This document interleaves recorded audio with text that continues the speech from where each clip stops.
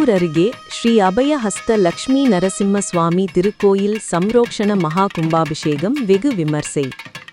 கிருஷ்ணகிரி மாவட்டம் ஓசூர் அருகே அகரம் கொம்பேப்பள்ளி கிராமத்தில் எழுந்தருளியுள்ள ஸ்ரீ அபயஹஸ்த சுயம்பு லக்ஷ்மி நரசிம்ம சுவாமி திருக்கோயிலில் மகா கும்பாபிஷேகம் வெகு விமர்சையாக நடைபெற்றது. கடந்த 2009ஆம் ஆண்டு கர்நாடக மாநிலம் பெங்களூருவைச் சேர்ந்த ராமகிருஷ்ண குப்தா குடும்பத்தினர் தற்பொழுது திருக்கோயில் அமையப்பெற்றுள்ள இந்த பகுதியில் உள்ள நிலங்களை சமன் செய்து குடியிருப்பு பகுதிகளாக மாற்றி விற்பனை செய்ய முயற்சித்துள்ளனர். அப்போது குறிப்பிட்ட ஒரு மிகப்பெரிய கருங்கல் மட்டும் அந்த பகுதியிலிருந்து உடைக்க இயலாமல் பல்வேறு தடைகளை ஏற்படுத்தியுள்ளது. இதையடுத்து உடைக்க இயலாத அந்த பெரும் பாறாங்கல்லை அப்புறப்படுத்திவிட்டு நிலத்தை சமம் செய்து குடியிருப்பு பகுதிகளாக மாற்றிவிடலாம் என ராமகிருஷ்ண குப்தா குடும்பத்தினர் திட்டமிட்டுள்ளனர். இதைத் தொடர்ந்து அந்த கல்லை எடுத்துச் செல்வதற்காக கிரெயின் வாகனம் மூலம் பலமுறை முயற்சித்தும் குறிப்பிட்ட இடத்தில் கிரெயின் வாகனத்தின் பெல்ட் அறுந்து அதே பகுதியில் பாறை அங்கேயே இருந்து விடுகிறது. இதனால் அவர்கள் பல இடங்களில் ஜோசியங்கள் மற்றும் கேரளாவில் பிரசன்னம் ஆகிய கேட்டதில் அந்த இடத்தில் சுயம்புவாக ஸ்ரீ லக்ஷ்மி நரசிம்ம சுவாமி எழுந்தருளி இருப்பதாக தெரிவித்துள்ளனர். அதேபோல அகோபில மடத்திலும் இது தொடர்பாக கூறி இந்த பகுதிக்கு மடத்தின் நிர்வாகிகள் வந்து பார்த்தபொழுது லக்ஷ்மி நரசிம்ம சுவாமி சுயம்புவாக இருப்பது தெரிய வந்துள்ளது. இதைத் தொடர்ந்து ராமச்சந்திர குப்தா என்பவர் காலமாகிவிட்ட நிலையில் அவரது மகன் லோக்நாத் குப்தா குறிப்பிட்ட இடத்தில் ஸ்ரீ லக்ஷ்மி நரசிம்ம சுவாமிக்கு திருக்கோயில் எழுப்புவதற்காக சுமார் 1.25 ஏக்கர் நிலத்தை அகோபில மடத்திற்கு தானமாக வழங்கியுள்ளனர். இதைத் தொடர்ந்து அந்த ஊர் பொதுமக்கள் மற்றும் மடத்தின் நிர்வாகிகள் உள்ளிட்டோர் அறக்கட்டளையை ஏற்படுத்தி கருடாழ்வாருக்கும் ஸ்ரீ அபயஹஸ்த சுயம்பு லக்ஷ்மி நரசிம்ம சுவாமிக்கும் கருங்கல்லால் பிரம்மாண்ட திருக்கோயில் புதிதாக கட்டப்பட்டது. இதற்கான கும்பாபிஷேகம் நடத்துவதற்காக உற்சவம் நேற்று துவங்கி யாகசாலை பூஜை மற்றும் சுதர்சன ஹோமங்கள் நடத்தப்பட்டன. தொடர்ந்து இன்று காலை பல்வேறு புனித நதிகளிலிருந்தும் கொண்டுவரப்பட்ட நீர் அடங்கிய கலசங்களை யாகசாலையில் வைத்து சிறப்பு ஹோமங்கள் நடத்தப்பட்டதை தொடர்ந்து பூரண ஆகுதி சமர்ப்பிக்கப்பட்டது. இந்த கும்பாபிஷேகத்தை நடத்துவதற்காக ஆந்திர மாநிலத்தில் உள்ள ஸ்ரீ அகோபில மடம் ஆதீனத்தின் 46வது ஜீயர் ஸ்ரீமதே ஸ்ரீவன் ஷடகோப ஸ்ரீரங்கநாத யதீந்தல மகா தேசிக சுவாமிகள் வருகை தந்து மகா கும்பாபிஷேகத்தை துவக்கி வைத்தார். இதையடுத்து புனித நீர் அடங்கிய கலசங்கள் கோபுர விமானத்தின் மீது வேத மந்திரங்கள் முழங்க எடுத்துச் செல்லப்பட்டு அங்குள்ள விமான கோபுர கலசத்தின் மீது ஊற்றி சம்ரோக்ஷண மகா கும்பாபிஷேகம் நடைபெற்றது. இதன் பின்னர் மூலவர் லக்ஷ்மி நரசிம்ம சுவாமி மற்றும் உற்சவம் மூர்த்திகளுக்கு மங்களாசாசனம் ஆகியன செய்யப்பட்டு சுவாமிக்கு மகா மங்கள ஆரத்தி தீப ஆராதனைகள் காண்பிக்கப்பட்டு பிரசாதங்கள் வழங்கப்பட்டன. இந்த நிகழ்ச்சியில் பிஜேபி பிரமுகர் பாலகிருஷ்ணன், தமிழக வெற்றி கழக பிரமுகர்கள் ஹேம்நாத் சம்பங்கி, திமுக இளைஞரணி பார்த்துகோடா PS சீனிவாசன் மற்றும் அறக்கட்டளையின் நிர்வாகிகள் அழகேசன், தேவராஜன் உட்பட ஏராளமான பக்தர்கள் பங்கேற்று சுவாமியை தரிசித்து வழிபட்டு சென்றனர்.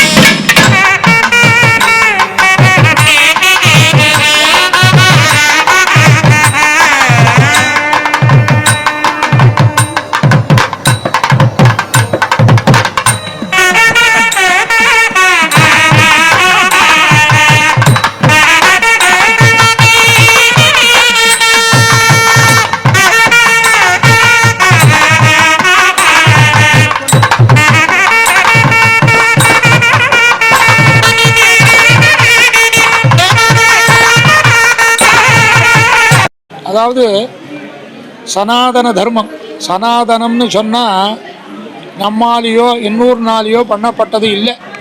சனாதன தர்மங்கிறது அனாதி, அனாதின்னா ஆரம்பமும் இல்லை, ஆரம்பம் இல்லாதது இந்த அனாதிங்கிறது. அது யாரால் பண்ணப்பட்டது அப்படின்னு சொன்னால் பகவான் எப்போ உண்டானான்னு நமக்கு தெரியாது. கடவுள் எப்போ உண்டானான் நானாக சொல்லலாம், இந்த நாள் வட்டத்தில் உண்டானா அப்படின்னு இல்லை. இந்த இடத்துல இப்போ வந்திருக்கான் அவ்வளோதான், இதில் அவன் இல்லாத இடமே இல்லை. அந்த மாதிரி அந்த பகவானாலேயே இந்த சனாதன தர்மமானது இப்படியெல்லாம் இருக்க வேணும், இன்னதனால் இருந்தால் இது நல்லதுன்னு சொன்னான். ஒரு சின்ன உதாரணமாக சொல்கிறேன். நாம் எல்லோரும் ஒரு பழைய நாளில் சொல்லுவா, எல்லோரும் கூட வெளியில் போய்ட்டு வந்தால் கால் எலும்பு தான் வீட்டுக்குள்ளே வரணும் அப்படின்னு சொல்லணும். ஏன் கால் எலும்பு வரணும்னு கேட்டால் நாம் சாஸ்திரம் அப்போ அவங்களாம் இது சாஸ்திரம் பண்ணக்கூடாது சொல்லணும்னு சொல்லிட்டாங்க. இப்போது உங்களுக்கு புரியணும்னு சொன்னால் வெளியில் போயிட்டு வரும்போது எத்தனையோ அசுத்தங்கள்லாம் காலில் படுறது. அந்த அசுத்தங்கள் பட்டால் என்ன ஆகும்? வியாதிகள் வரும். அந்த வியாதிகள் வராது இருக்கிறதுக்கு தான் கால் எலும்பு வா அப்படின்னு சொல்கிறோம். அதே மாதிரி கோவிலுக்கு போனால் பெருமாளத்தில் நீ கேட்கணுங்கிறதே இல்லை, அவன் நமக்கு கொடுக்கறதாக இருக்கான். அவனை போய் சேவிச்சா தான் நமக்கு எல்லாத்தையும் கொடுப்பேன். இந்த மாதிரி இந்த தர்மத்தில் சனாதன தர்மம் என்னன்னு கேட்டால் ஒத்தொத்தரும் தன்னுடைய கடமைகளை சரிவர செய்யணும். கடமையில் செய்யாத போனானா அவனால் ஒன்றும் பண்ண முடியாது. அது இதனாலும் ஒன்றும் அதிகமாக சொல்லக்கூடாதுன்னு தோன்றுது. இருந்தாலும் கூட இப்போ இருக்கிற இதில் ரொம்ப நாஸ்திகமானது, அதாவது சனாதன தர்மத்தை ரொம்ப கேவலமாக பேச்செல்லாம் பேசுகிறேன். ஒரு இது பேசினத்துக்கு ஏதோ சொன்னதுக்கு அதுக்கு உதாரணம் சொல்கிற போது ஏதோ ஒரு காரணம் ரொம்ப எல்லாரையும் கொண்டு கடைசியில் எல்லாரும் போகக்கூடிய இடம் இருக்க, அந்த இடத்த உதாரணம் காமிக்கிறேன். அந்த இடத்துக்கும் இந்த இடத்துக்கும் உதாரணம் சொல்ல முடியுமா? திருப்பரங்குன்றத்துக்கும் இந்த இதுக்கும் உதாரணம் சொல்லியிருக்கேன். அந்த மாதிரி உதாரணமெல்லாம் சொல்கிறதெல்லாம் இந்த தர்மத்துக்கு விரோதம். ஆனால் சொல்கிறவாள் எல்லோரும் என்னென்னு கேட்டால் தனிமைப்பட்டதில் அவள் எல்லோரும் இதுலேயும் தான் இருக்கா. தனிமைப்பட்டதில் இந்த மாதிரி இருந்துட்டு தான் இருக்கா.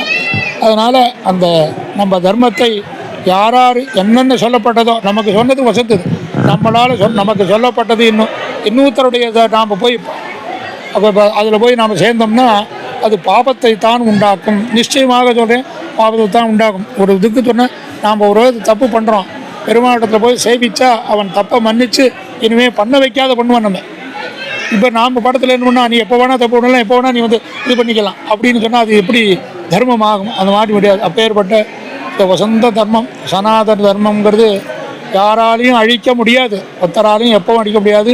ஹிந்து தர்மத்தையும் ஹிந்துவனுடைய தர்மமானது யாராலையும் அழிக்க முடியாது. ஏதோ கொஞ்சம் என்ன பின்னால் இருக்கலாம், அது முன்ன பின்னால் இருந்தாலும் கூட அது இதுவாகத்தான் பிரகாசமாகத்தான் வரும். அது மாதிரி எல்லாரும் நமக்கு சொல்லப்பட்ட நம்மளுக்கு சொல்லப்பட்ட ஒரு காரியங்களை செய்து பகவானுடைய அனுகிரகத்தை அடைய முடியுமாக பிரார்த்திக்கிறோம். நாராயணன். என் பேர் லோக்நாத் குப்தா, நான் ராமகிருஷ்ண குப்தா அவங்க பையன். இந்த லேண்டோட ஸ்டார்டிங் அப்பா தான் ஆரம்பித்தார். ஃபஸ்ட்டு இந்த இடத்த வாங்கிட்டு ஃப்ளாட்டு போடலான்னு சொல்லி தான் பிளான் பண்ணார் 2009 அந்த டைமில். எப்போது ஃப்ளாட் போடணும்னு சொல்லி இருக்கும்போது இது மொத்தமாக மலை மாதிரி இருந்துச்சு. எல்லாத்தையும் உடைச்சிட்டு ஃப்ளாட் போடலான்னு பிளான் பண்ணும்போது ஒரு கல் மட்டும் இங்கே நம்ம இப்போ பார்க்குற சாமி கல் மட்டும் உடைக்க முடியல. ஸோ சுழி வச்சாலோ இல்லைன்னா யாராவது ஆள் ட்ரை பண்ணாலோ 6 அடி தள்ளி விழுறாங்க, முடியல. ரொம்ப பவர்ஃபுல்லுன்னு தெரிஞ்சது. அதுக்கப்புறமா குதூர்லேருந்து நரசிம்மசாமி ஆசிரியர் ஒருத்தர் இருக்கார், அவரை கூப்பிட்டு கேட்டதுக்கு அவர் பார்த்து சொன்னார் எங்கள் நரசிம்மசாமி தான் இருக்குன்னு. அதுக்கப்புறமா கேரளாலேருந்து பிரச்சனை போட்டு அவங்கள கூப்பிட்டாங்க. அவங்க கூப்பிட்டு சொல்லும்போதும் அப்படி தான் சொன்னாங்க நரசிம்மசாமி இருக்குன்னு. அதுக்கப்புறமா திருப்பி ஆவுபலம் மட்டிலேருந்து சாமி வந்தாங்க. அவங்க கூட பார்த்துட்டு ஆமாம் இங்கே நரசிம்மசாமி தான் இருக்குது, அதனால் கோயில் தான் கட்டணும். சரி எடுத்துகிட்டு போய் ஒரு பக்கம் அந்த மூலையில் வச்சுட்டு அங்கே பூஜை பண்ணலாம், இது மொத்தமாக விற்றுலான்னு தான் பிளான் பண்ணியிருந்தாங்க. க்ரெயினில் எடுத்துகிட்டு போகும்போது கரெக்டாக இந்த இடத்துல க்ரெயின் கட் ஆயிடுச்சு, செயின் பெல்ட் கட் ஆகி இங்கே உட்காந்துருச்சு. அதுக்கப்புறமா திருப்பி ட்ரை பண்ணாங்க, திருப்பி கூட பெல்ட் கட் ஆகி இங்கே உட்காந்துருச்சு. அதுக்கப்புறமா சரி இங்கே சாமி வச்சுட்டா நல்லா இருக்கும்னு சொல்லி இங்கே வைக்கும்போது சாய வைக்கிறதுக்கு இன்னொரு கல்லாக பார்க்கும்போது நம்மளுக்கு அந்த இது ஒரு நந்தி மாதிரி இருக்கும். அதில் நீங்கள் பின்னாடி ஸ்டெப்ஸ் ஏறி பார்த்தா தெரியும் சக்கர தாழ்வார் மாதிரி இருக்கும், சுதர்சன சுவாமி. ஸோ அதை நீங்கள் இப்போ கூட பார்க்கலாம், அப்படி இருந்தது.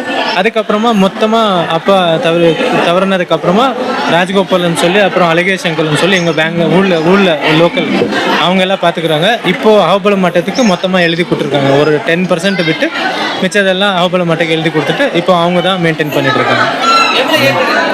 இப்போ 1.25 ஏக்கர் இருக்குது மொத்தமாக. கோளாறு. அப்புறம் அந்த குளத்துக்கு இப்போ 7 அடியில் தண்ணி கிடச்சிருக்கு. இப்போ கூட தண்ணி வந்துடும், வெறும் 7 feet, அவ்வளோதான். மழை இருந்தால் இல்லை, இப்போ கூட தண்ணி வரும். 7 அடியிலே தண்ணி கிடச்சிருக்கு. ஆமாம், 360 தான் தண்ணி இருக்கும். இங்கெல்லாம் தண்ணி ப்ராப்ளம் இருந்துச்சு. இப்போ தான் இங்கே தண்ணி வந்ததுக்கப்புறம் எந்த ப்ராப்ளம் இல்லை. 400 அடி போடுற தண்ணி இல்லை. லோக்நாத் குப்தா. 400 அடி